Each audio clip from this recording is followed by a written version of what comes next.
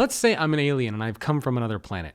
I found you on the street and I said, "Excuse me, can you please explain to me what leadership is and who is a leader?" How would you explain those things to me? What is leadership and who is a leader? Well, in today's video, I'm going to be giving you a definition of leadership that I'm hoping you can build on top of, modify, and use to create your own definition of leadership for your organization. Now, before we jump into this video, please remember to hit that subscribe button if you want more videos just like this.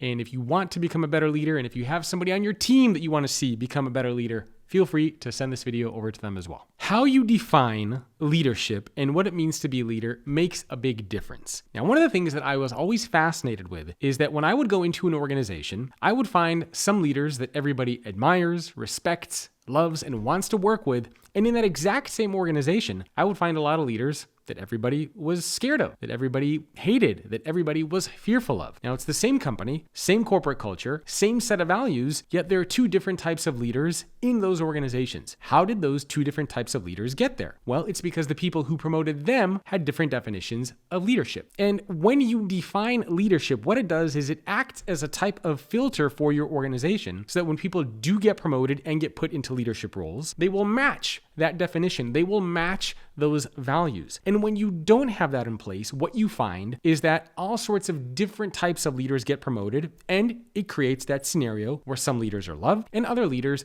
are hated. Now, for my book that came out in 2020, I actually have a copy here because I'm going to be reading something to you from it, called The Future Leader. There you go.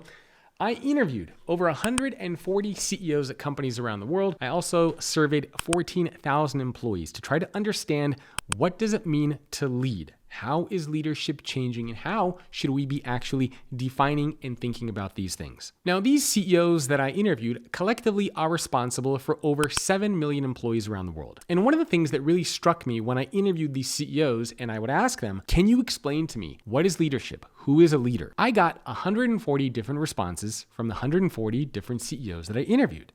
In fact, I asked all of these CEOs a wide range of various leadership questions around trends and challenges and skills and mindsets. And by far, the hardest one for them to answer was defining leadership and who is a leader. And that's because leadership is ubiquitous. It's all around us. You see leadership when you go to your kid's soccer game. You see it when you check in for an airplane, when you go to the grocery store, when you watch the news, when you go to a hotel. We see and experience leadership all the time, so much so that we never actually take a step back to actually explain and define what it is. To give you an analogy, it's a little bit like trying to explain and define what water is. Now, I have two young kids, a 3-year-old and a 7-year-old. They've never once asked me, "Daddy, what is water and how would you explain it?" Because it's everywhere and we assume that we all know what it is.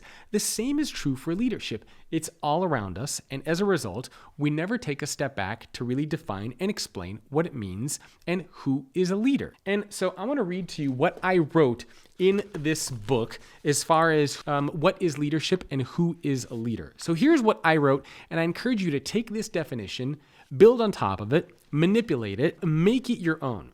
So I wrote, a leader is someone who has the ability to see that something can be better than it is now, is able to rally people to move towards that better vision, can come up with a plan to create that vision, and can work towards making that vision a reality while putting people first.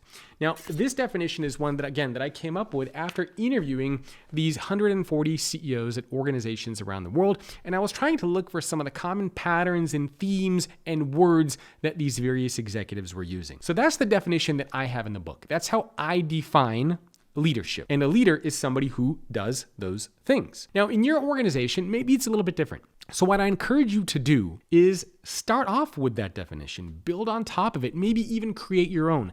The important thing is for you to actually have a definition of leadership inside your company, for you to know who a leader is inside of your organization, because the biggest mistake that you can make is to assume everybody knows what leadership is and who is a good leader. That's when all of these problems start to arise. Curious to hear your thoughts? Leave a comment below. How do you define leadership? What does it mean to be a leader to you? And again, this is important because the definition that you create is going to act as a filter for the types of leaders that exist and work inside of your organization. So if you want to have leaders who care about putting people first, that's how leadership needs to be defined. If you want leaders who care about metrics and business goals and objectives and profit, then those are the types of leaders, and that's the kind of culture that you're going to create. Of course, you can also have a little blend of both. So leave me a comment below. Let me know how you define leader and leadership. And if you want more videos just like this, remember to subscribe to the channel.